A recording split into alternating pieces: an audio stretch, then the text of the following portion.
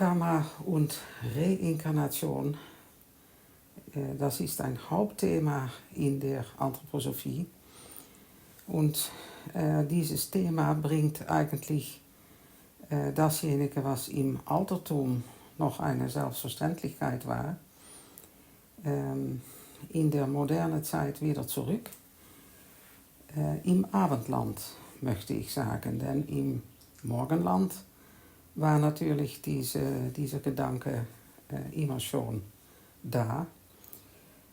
Aber im Abendland, in der abendländischen Anschauungen, ist es natürlich doch etwas Neues, nicht ganz, aber ziemlich. Und das Wunderbare bei Rudolf Steiner ist, dass er nicht von uns verlangt, dass wir einfach glauben, dass der Mensch ein reinkarnierendes Wesen ist mit Karma, sondern dass er die Mühe gemacht hat, dasjenige, was er selbst in seinem schauenden Bewusstsein als eine Selbstverständlichkeit, als eine Wahrheit wahrgenommen hat, dass er das ganz deutlich versucht hat, in Gedanken für uns zu hüllen, damit wir nicht glauben müssen, sondern dass wir mit Gedanken mitdenken können, dass es wohl so sein muss. Und das ist ja etwas ganz anderes. Das ist für mich eine Art von Glorie in der Anthroposophie, dass das intelligente abendländische Denken, dass das, was so unglaublich abstrakt geworden ist, dass das eine Möglichkeit gelangt, um solche tiefe esoterische Wahrheiten gedanklich aufzunehmen und durch das Verständnis dann auch zu glauben. Nicht Glaube, weil man einfach sagt, ja, das muss wohl so sein, aber Glaube, weil man es wirklich mit dem Denken ganz eingesehen hat. Und die Vortragen hat Rudolf Steiner natürlich, oft ist er davon ausgegangen, dass die Zuhörer schon längst von Karma und Reinkarnation überzeugt waren. Und da findet man nicht so leicht diese Auseinandersetzung, die uns bringen kann, dass wir durch Erkenntnis glauben können. Aber in seinem Buch Theosophie hat er wirklich diesen Versuch gemacht. Und heute möchte ich versuchen, den Anfang davon, ja eigentlich mehr oder weniger zu referieren, nachzuerzählen.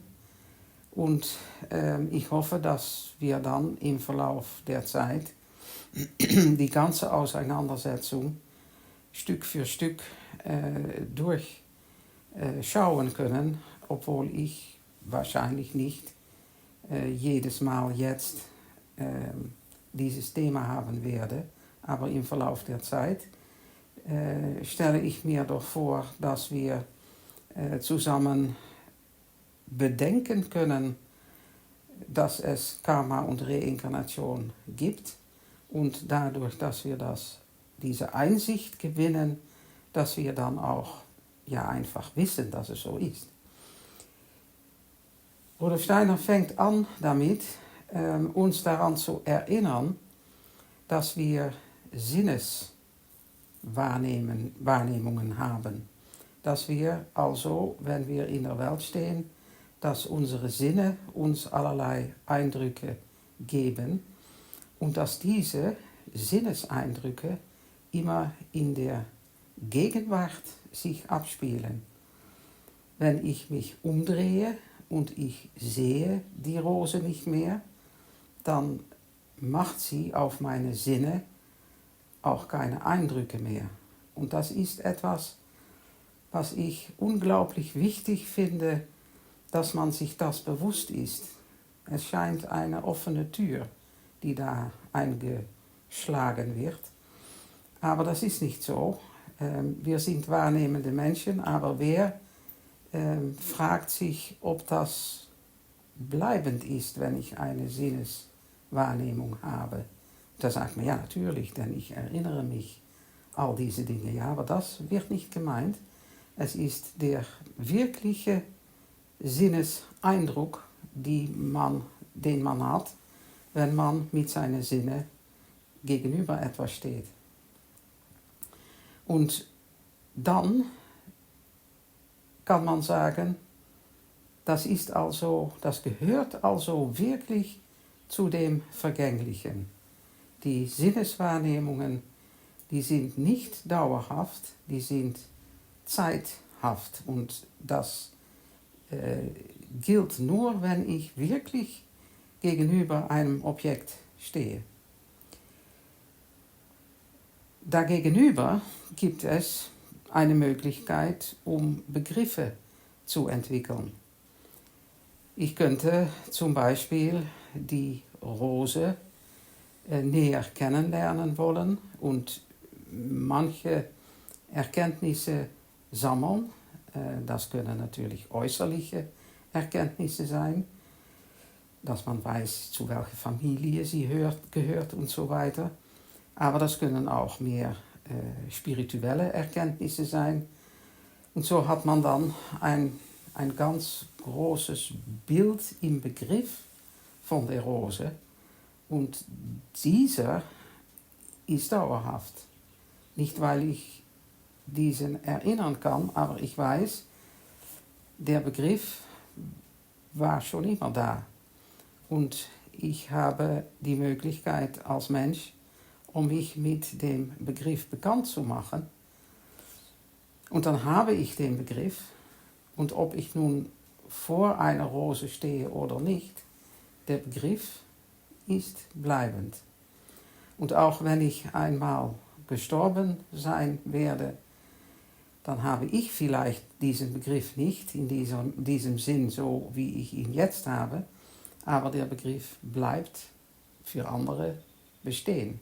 Das ist eine dauerhafte Erscheinung. Und dazwischen gibt es die Vorstellung, die wir von dem Sinneseindruck machen und die als ein Bild in uns weiterlebt und was wir durch unser Gedächtnis in die Erinnerung einführen und behalten können. Und ja, ich kann natürlich nicht anders als das alles nochmal sagen, was Sie auch lesen können. Aber dadurch, dass ich es sage, möchte ich dazu anregen, dass man sich das auch wirklich in sich selbst vorstellt. Dass ich als Mensch, Sie als Mensch, können Sinneseindrücke, die Sie haben, durch das Gedächtnis in die Erinnerung tragen. Und dadurch kommt eine Gemeinschaft eigentlich von mir mit der Welt zustande.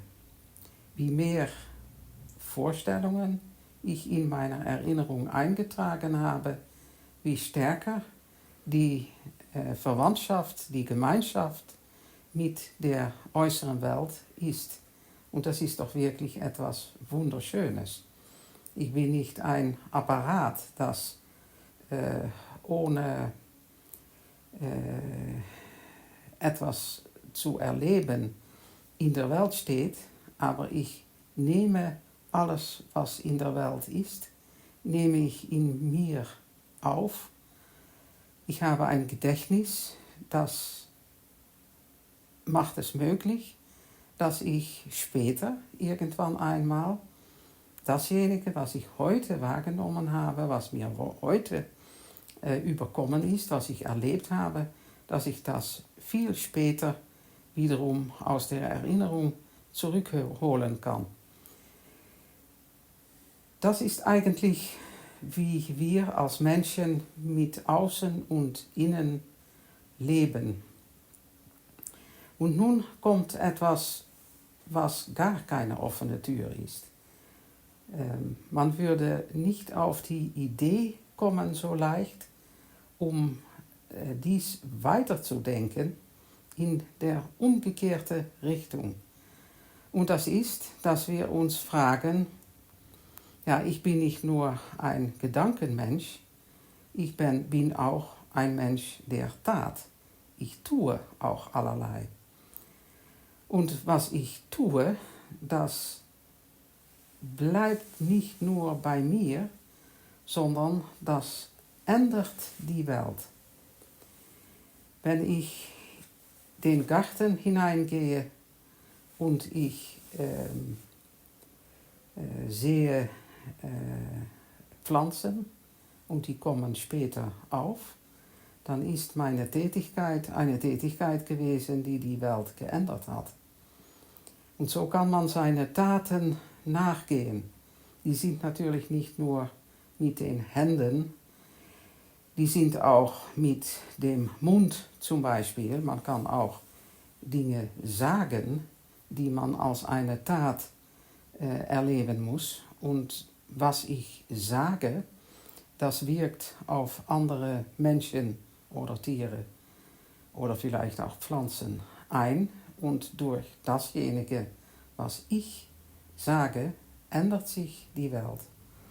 Das ist noch immer ganz deutlich, dass das so ist, obwohl ich denke, dass nicht viele Menschen sich das täglich bewusst sind, dass wir Menschen fortwährend die Welt ändern, auch wenn wir ganz einfache Menschen sind, die nicht in der Politik oder in der großen Welt bekannt sind.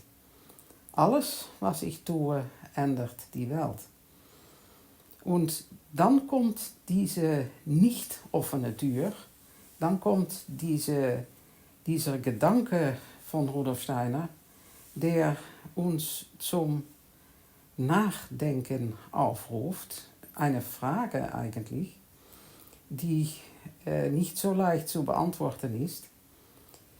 Und ich möchte zuvor sagen, ja, wenn Sie diese Video anschauen, dann sind Sie wahrscheinlich ein Mensch, der nicht eine Weltanschauung hat, dass die Welt eine Maschinerie ist und dass die Menschen zwar lebendige Wesen sind mit Gefühl und Verstand, aber dass sie eigentlich in dieser Maschinerie herumgehen,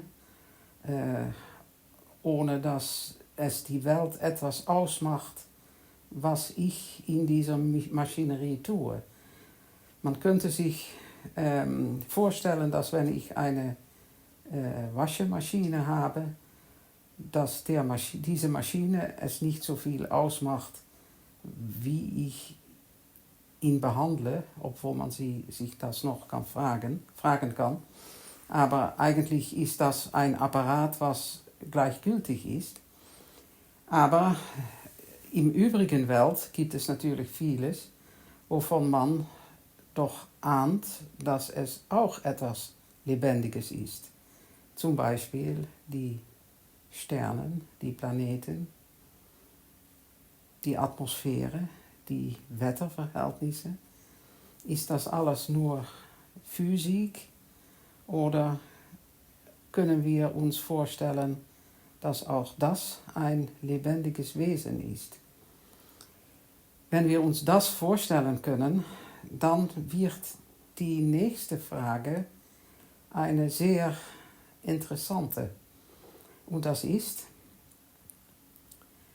könnte es nicht sein, dass wenn der Mensch eine Tat verrichtet und dadurch die Welt ändert, dass die Welt auch ein Gedächtnis hat und dass die Welt durch dieses Gedächtnis diese Tat in die Erinnerung hineinbringt und dass es irgendwann einmal geschehen könnte, dass der Mensch, die diese Tat verrichtet hat, in solche Verhältnisse hineinkommt, dass die Welt sich erinnert an die Tat und nicht nur an die Tat, sondern auch an wie sie, die Welt, sich geändert hat.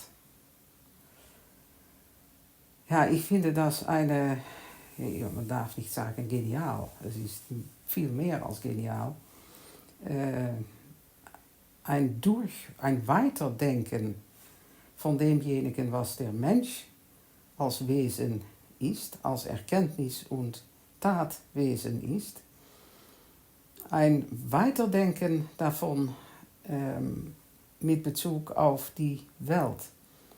Man muss sich natürlich bei Rudolf Steiner vorstellen, dass er solche Tatsachen in der Welt auch wirklich hellsichtig geschaut hat. Aber er bringt dieses Geschaute über in Fragen, die jeder Mensch nachvollziehen kann, der nicht unmittelbar sagt, was für ein Unsinn, denn die Welt lebt nicht, die Welt hat kein Gedächtnis und die Welt hat also auch keine Erinnerung, also alles dummes Gerede. Wenn man das nicht sagt und sich selbst die Zeit gibt, diese Frage durch eine Weile in sich zu stellen und mit sich mitzutragen, dann ist das vielleicht die wichtigste Frage, und die Antwort kommt dann später, die wichtigste Frage, die man haben kann, um Klarheit zu bringen in dem Verhältnis zwischen Mensch und Welt, wenn der Mensch ein Tatmensch ist. Erkenntnismensch wirkt andersherum. Das kommt von außen und wirkt nach innen. Aber die Tat wirkt von innen nach außen, ändert die Welt und würde dann die Welt das nicht merken, nicht so merken, dass irgendwann einmal eine Reaktion darauf kommen wird? Mit dieser Frage möchte ich heute abschließen und werde dann ein nächstes Mal versuchen, diese Gedankenführung weiter mitzumachen, so wie Rudolf Steiner sie in seinem Buch Theosophie anregt.